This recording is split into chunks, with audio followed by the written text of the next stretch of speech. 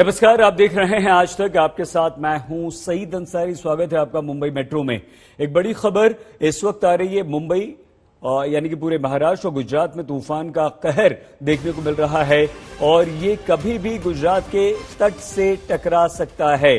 तटीय इलाकों में तूफान का असर दिखना शुरू हो चुका है। वहां पर जबरदस्त समुद्र में ऊंची ऊंची हवाएं, लहरें उठ रही हैं, तेज हवा चल रही है और एनडीआरएफ की टीमें पूरी तरह से तैनात हैं। तो सौराष्ट्र में सबसे ज्यादा तूफान का असर देखने को मिला है। यहां पर पेड़ उखड़ गए हैं, तेज हवा चल रही है और हवा की जो रफ्तार है वो काफी तेज है। अगले कुछ और घंटे तेज हवा के साथ भारी बारिश की चेतावनी भी जारी कर दी गई है, क्योंकि 185 किलोमीटर प्रति किलोमीटर की रफ्तार से यह हवा चल रही है। अंदाजा आप लगा सकते हैं कि ये कितना खतरनाक है। हम आपको सीधे लिए चलते हैं मुंबई और गुजरात। गोपी घांगर और विद्या हमारी संवाददाता इस वक्त हमारे साथ हैं। वेरावल में लगातार आप डटी हुई हैं गोपी। ये तूफान कभी भी गुजरात के तट पर टकरा सकता है, लेकिन जैसे जैसे ये नजदीक आ रहा है, स्थिति कैसी है वहां पर इस समय गोपी?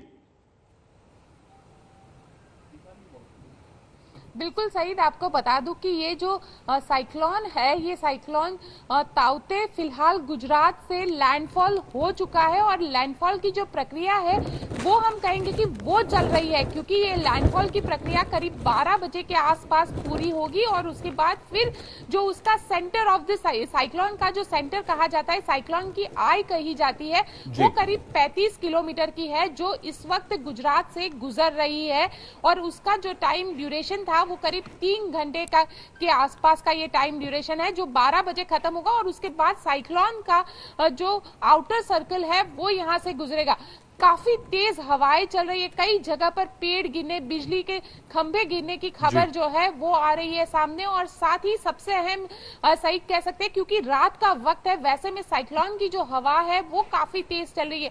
तो अगर दिन का वक्त होता, उजाला होता, तो सारी चीजों को रिस्टोर करना थोड़ा इजी हो जाता, लेकिन रात का अंधेरा है, वैसे में लोगों की मुसीबत और बढ़ सकती है, क्योंकि साइक्लोन 150 से लेकर 180 किलोमीटर प्रति घंटे की रफ्तार से गुजरात में आगे बढ़ रहा है। सईद, ठीक है गोपी, और आपसे बात करेंगे। आप वहां पर बने रहिए और आप क्योंकि बाहर हैं तो अपना ख्याल भी रखिएगा।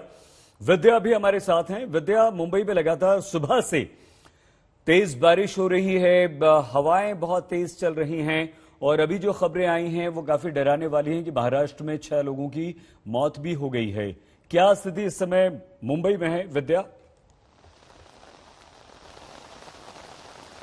जी देखिए सैयद, जिस तरह से हमने तेज रफ्तार से हवाएं चलते हुए देखी थी, तेज बारिश जो हो रही थी, वो तो अब बिल्कुल कतई नहीं है। जैसे ही साइक्लोन गुजरात को हिट किया साइक्लोन ने, वैसे ही यहाँ पर जो बरसात था उसको वो काफी धीमी हो गई उसकी गति। और यहाँ तक कि मैं आपको बता दूं कि शाम होते होते, मतलब देर रात होते होते, जैसे 10 बज रहा था, तभी बारिश भी कम हो गई थी, लेकिन अब जाके थोड़ी और हल्की तेज बरसात हुई है। धीरे धीरे, क्योंकि सामान्य की तरफ स्थिति जा रही है, इसकी वजह से जो प्रशासन है वो अभी रेस्टोरेशन के काम में जुट गया है। कई जगहों पे हमने देखा सड़कों पर जो पेड़ गिरे हुए हैं उन सबको हटाया जा रहा है, ताकि कल सवेरे जब गाड़ियां निकले, लोग अपने दफ्तरों के लिए, काम के लिए निकले, तब कोई दिक्कत ना हो। लेकिन पूरी तरीके से रेस्टोर होने में शहर को समय जरूर लगेगा सईद, क्योंकि ये याद रखें कि काफी सारे कोविड केयर सेंटर जो एक अहम भूमिका निभा रहे थे इस दौरान, वो अभी काफी उनको ज्यादा नष्ट हो गए हैं, जिसकी वजह से अब फिलहाल उनको तकरीबन 10 दिन का समय लगेगा पूरा रेस्टोरेशन काम होने में। तो यही वजह है कि पूरी तरीके से ठीक होने में वापस मुंबई को 10 दिन का समय जरूर लगेगा। बहुत गंभीर बात विद्या आप बता रही हैं कि जो अस्थायी कोरोना सेंटर्स बनाए गए थे उन्हें नुकसान हुआ और ये कम से कम 10 दिन और लगेंगे।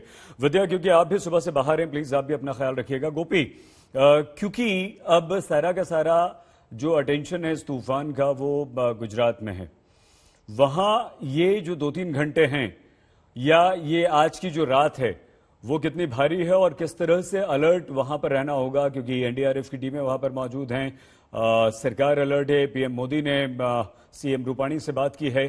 तो अभी अगले कुछ घंटे और ये रात गुजरात वालों के लिए कितनी मुश्किल? बिल्कुल सही। ये रात काफी मुश्किल है गुजरात के लोगों के लिए, क्योंकि जिस तरीके से साइक्लोन जो ताउते हैं वो गुजरात के समुद्र तट से टकराया है, और जो आईएमडी है, आईएमडी ने इसकी जो हवा है, जो पहले जो आई टकराई थी उस वक्त जो हवा थी वो हवा 130 किलोमीटर प्रति घंटे की रफ्तार से दर्ज की है, और ये जैसे जैसे आगे बढ़ रहा है हवा भी तेज होती जाएगी और 150 से लेकर 180 किलोमीटर प्रति घंटा होगी। खुद गुजरात के मुख्यमंत्री विजय रूपानी इस वक्त स्टेट कंट्रोल रूम में बैठे हुए हैं और पूरे गुजरात के जो कलेक्टर है उनके साथ बातचीत कर रहे हैं, क्योंकि जो कोस्टल इलाके हैं 14 डिस्ट्रिक्ट है जहां पे इसका सबसे ज्यादा असर होगा, और उसमें भी सबसे ज्यादा असर जहां पे होना है वो होना है गिर सोमनाथ, जो जहां पे वेरावल आया हुआ, जहां हम मौजूद है वहां के कलेक्टर से उन्होंने बातचीत की है। और साथ ही जो सबसे महत्वपूर्ण की रात का वक्त है, वैसे में रिस्टोरेशन का काम कर पाना थोड़ा मुश्किल साबित होगा। बिजली गुल हो गई है, तो वैसे में सारी चीजों को नॉर्मलाइज करना, और सुबह तक ये हवा का जो स्पीड है वो सुबह तक कुछ इसी तरीके का रहेगा, क्योंकि साइक्लोन पूरी तरीके से गुजरने में करीब 6:30 से लेके 7 बजे तक का पूरा वक्त है जो आईएमडी के जरिए दिया गया है। तो 7 बजे के बाद तेज बारिश यहाँ पे बताया गया है कि तेज बारिश कल यानी 18 तारीख और 19 तारीख ये 2 दिन में होगी। तो कहीं ना कहीं कहेंगे कि आज की रात तो काफी मुश्किल है गुजरात के लिए। गोपी जी, गोपी, क्योंकि सुबह 5 बजे तक के लिए एयरपोर्ट्स भी बंद कर दिए गए हैं, फ्लाइट्स भी बंद है वहां पर, क्या गुजरात के लोगों को कोई एडवाइजरी दी गई है कि आप कल भी घर से बाहर ना निकलें, सुबह भी बाहर ना निकलें? और उससे पहले क्या विद्या आप जल्दी से बता सकती हैं कि 10 बजे तक मुंबई एयरपोर्ट बंद था, क्या वहां से फ्लाइट्स रिस्टोर हुई हैं, उड़ पा रही हैं, या अभी खुल गया है लेकिन फ्लाइट्स नहीं चल रही? जल्दी से फिर गोपी के पास जाते हैं, हाँ या नहीं में बता दीजिए विद्या प्लीज। जी बिल्कुल, अभी धीरे धीरे का रेस्टोरेशन का काम चल रहा है, और यहाँ तक कि बिजली जो कई इलाकों में, थाने के इलाकों में, जो पालघर के इलाकों में जो बिजली के कटौती थी वो भी, जी फ्लाइट्स का भी रेस्टोरेशन और बिजली का रेस्टोरेशन दोनों का काम चल रहा है। ठीक है, मतलब फ्लाइट्स अभी उड़ नहीं रही है लेकिन एयरपोर्ट ऑपरेशनल है। हाँ गोपी बताइए प्लीज, कोई एडवाइजरी गुजरात के लोगों के लिए कल के लिए, कल सुबह के लिए, कल पूरे दिन के लिए? बिल्कुल सही, जो मेट डिपार्टमेंट ने कहा है, साथ ही गुजरात सरकार के जरिए भी कहा गया है कि जब तक साइक्लोन है, जब तक साइक्लोन का असर है, तब तक लोग अपने घरों के अंदर ही रहे। जो कच्चे घर के अंदर लोग रह रहे थे या जिनके घर पे पक्की छत नहीं है, उन लोगों को शिफ्ट कर दिया गया है। करीब 1 लाख से ज्यादा लोगों को शिफ्ट किया गया है।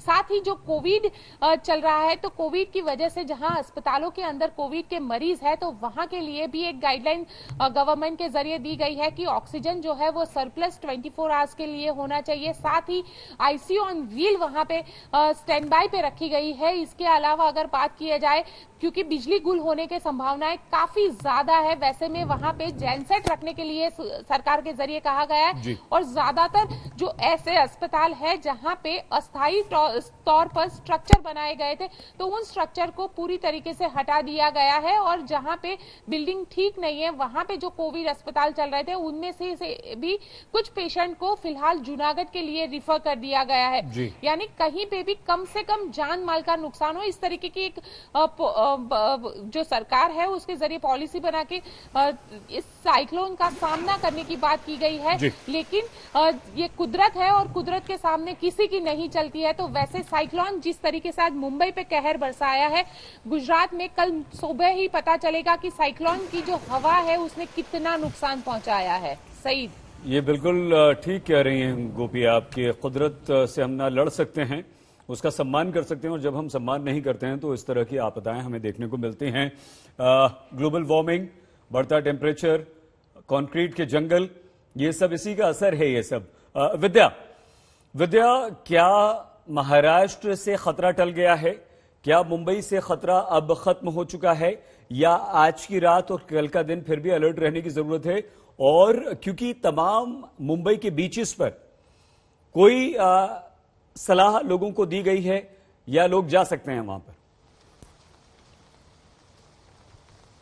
जी देखिए, अभी तक तो फिलहाल यही कहा गया है कि रेस्टोरेशन का काम फिर से शुरू हो रहा है। और सही जैसा आपने कहा, क्योंकि जो सवाल है आपका कि क्या अभी भी कोई खतरा है, मौसम विभाग ने कह दिया है कि जैसे ही गुजरात में लैंडफॉल होगी, दरअसल देखिए जब भी साइक्लोन आता है, जब वो लैंडफॉल होता है उस साइक्लोन का, तो उसके बाद उसकी जो एनर्जी होती है वो कम हो जाती है। और वही देखने को मिल रहा है कि जैसे ही लैंडफॉल हुआ है गुजरात में, वैसे ही यहाँ पर भी एक तरह से शांति कह लीजिए रिस्टोर हो गई है। मुंबई में धीरे धीरे करके जो अभी तक हमने देखा था, जैसे वैक्सीनेशन सेंटर्स बंद कर दिए गए थे, कल से वापस वैक्सीनेशन का प्रोग्राम जो है वो कोविड का वो शुरू होने वाला है। मुंबई में भी कई सारे सेंटर्स, हालांकि इस साइक्लोन की वजह से ही काफी सारे जो वैक्सीन है वो नहीं पहुंच पाए हैं मुंबई, इसकी वजह से कम सेंटर्स में काम होगा, लेकिन वैक्सीनेशन का काम फिर से शुरू होने वाला है। रेस्टोरेशन का जो काम है वो एक बार फिर से शुरू होगा, और यही वजह है कि थोड़ी बहुत जो डिलेज हुई है इस वैक्सीनेशन में, उसकी भरपाई के लिए जल्द से जल्द काम करेगी सरकार, ये बार बार कहा जा रहा है। विद्या और गोपी, बहुत धन्यवाद फिलहाल के लिए, क्योंकि लैंडफॉल हो चुका है इसलिए तूफान कमजोर पड़ा है, लेकिन आज की रात और कल का दिन महाराष्ट्र और गुजरात, खासतौर से गुजरात के लिए भारी। बहुत धन्यवाद आप दोनों का। ताउते तूफान से तबाही का खतरा बढ़ा है।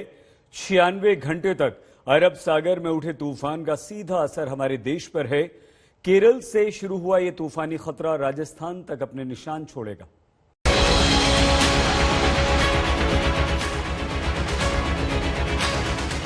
छियानवे घंटे की तूफान वाली दहशत, समंदर में लहरें, शहर पानी पानी। कितना खतरा अभी बाकी है। समुद्री तूफान से सावधान। ताउते तूफान का खतरा कितना बड़ा है, आप इस बात से समझ सकते हैं कि महाराष्ट्र से लेकर गुजरात तक सब कुछ ठप है। सड़कों पर तबाही के निशान यूं ही देखने को मिले। ये तब है जब तटीय इलाकों को पूरी तरह खाली करा दिया गया, वरना जान माल का नुकसान बहुत बड़ा होता। सबसे पहले आपको ताउते तूफान के बारे में बताते हैं। दरअसल आपके लिए जरूरी है ताउते का अर्थ समझना। ये नामकरण म्यांमार ने किया। ताउते शब्द का मतलब होता है गेको, जिसे बर्मी भाषा में हिंसक छिपकली की एक प्रजाति के लिए किया जाता है। अब यही ताउते तूफान ने भारत में तबाही की दस्तक दी है। आपको तूफान की पूरी टाइमलाइन के बारे में बताते हैं। 15 मई को सबसे पहले केरल के तटीय इलाके से ताउते तूफान टकराया। रफ्तार थी 90 से 95 किलोमीटर प्रति घंटे। तारीख बदली और तूफान आगे बढ़ा। 16 मई को कर्नाटक में भयावह दस्तक दी। 16 मई को ही ताउते तूफान गोवा के तटीय इलाके से टकराया, लेकिन रफ्तार पहले से ज्यादा, यानी 105 किलोमीटर प्रति घंटा। जैसे जैसे तूफान आगे बढ़ा, उसकी रफ्तार बढ़ती गई। 17 मई को महाराष्ट्र में ताउते ने 150 किलोमीटर की रफ्तार से कहर बरपाया। समंदर से उठा ये तूफान गुजरात के तटीय इलाकों की तरफ अपनी ताकत दिखा रहा है।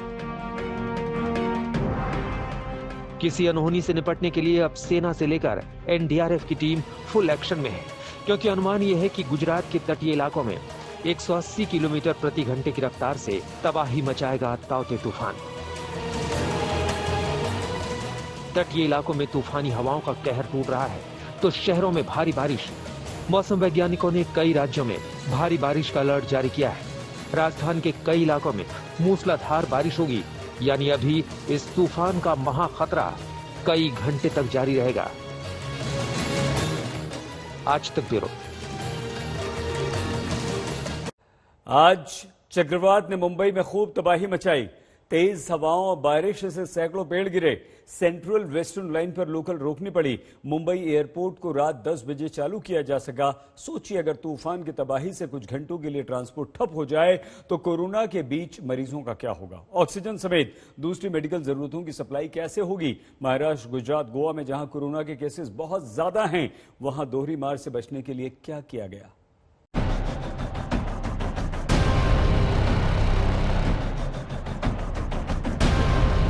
एक तरफ महामारी, दूसरी तरफ तूफान।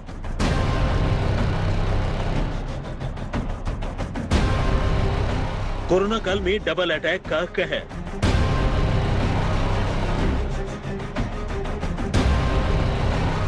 चक्रवात के चक्रव्यूह का खतरा सिर्फ समंदर किनारे इलाकों तक सीमित नहीं। सोचिए, तूफान के तांडव से अगर जरूरी दवाओं और ऑक्सीजन की सप्लाई कोविड हॉस्पिटलों के लिए ठप हो गई तो क्या होगा। महामारी के खिलाफ युद्ध की घड़ी में तूफान ने गुजरात, मुंबई और गोवा में खतरे की घंटी बजा दी। लिहाजा 2 मोर्चे पर एक साथ युद्ध की तैयारी की गई। ये तस्वीरें मुंबई के उसी बीकेसी कोविड और वैक्सीन सेंटर की हैं, जो तूफान में तबाह हो गया। इस वक्त हम हैं मुंबई के बीकेसी के इलाके में। बीकेसी के इस इलाके में वुहान स्टाइल में बनाए गए थे कई सारे कोविड सेंटर और इसी को एक वैक्सीनेशन सेंटर भी बनाया गया था। लेकिन इस वक्त जो इसकी हालत है ये देख लीजिए आप। बैरिकेड्स गिरे हुए हैं, जो तेज हवाएं चल रही हैं उससे जो पूरे शामियाने हैं वो सब के सब फट गए हैं। ये तो सिर्फ रास्ते का हाल देखिए, आगे देखिए पानी जल जमाव हो गया है। साथ ही जो पूरा ऊपर से जो शामियाना है, जो पूरा जो ढकने का जो टेंट्स लगाए गए थे उसकी भी हालत आप देख लीजिए पूरी जर्जर हो चुकी है। साथ ही आसपास जो जितने जो टेंट्स टाइप में आप कह लीजिए कवरिंग लगाए गए थे वो सब भी उड़ गए हैं। और यही वजह है कि इससे बचने के लिए जो पेशेंट्स हैं उनको यहाँ से निकाला गया था। जो वैक्सीनेशन सेंटर है उसे बंद कर दिया गया था। यहाँ पर अब पानी जो जल जमाव है वो इतना ज्यादा है कि यहाँ पे कोई लोग आ भी नहीं सकते थे। यही वजह है कि इस दूरदर्शिता को देखते हुए जो प्रशासन है उसने अपनी दूरदर्शिता जो लगाई और यहाँ पर वैक्सीनेशन और जो जितने पेशेंट्स थे उन सबको अस्पतालों में लेके गई ताकि किसी तरह की मानहानि, किसी तरह का नुकसान ना हो। एहतियातन हॉस्पिटल में भर्ती मरीजों को दूसरे अस्पतालों में शिफ्ट कर दिया गया था, जबकि टीकाकरण को रोक दिया गया। किशोरी पेडनेकर इस वक्त मेरे साथ मौजूद है जो यहाँ पर मुआयना करने आई थी। किशोरी जी, क्या मुंबई की स्थिति क्या है फिलहाल? बारिश जोरदार हो रही है, मुंबई का सीलिंग बंद कर दिया गया है, कोविड सेंटर से लोगों को हटा दिया गया है, क्या स्थिति है मुंबई?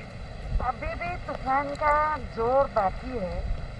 3 घंटे के पहले तो ज्यादा ही जोर था और अपना जो सी है वो बहुत ही उसको तूफान पर है। हाँ, लेकिन हमारी एनडीआरएफ की टीम है, लाइफ गार्ड है, हमारे पुलिस दस्ता कर रहे हैं।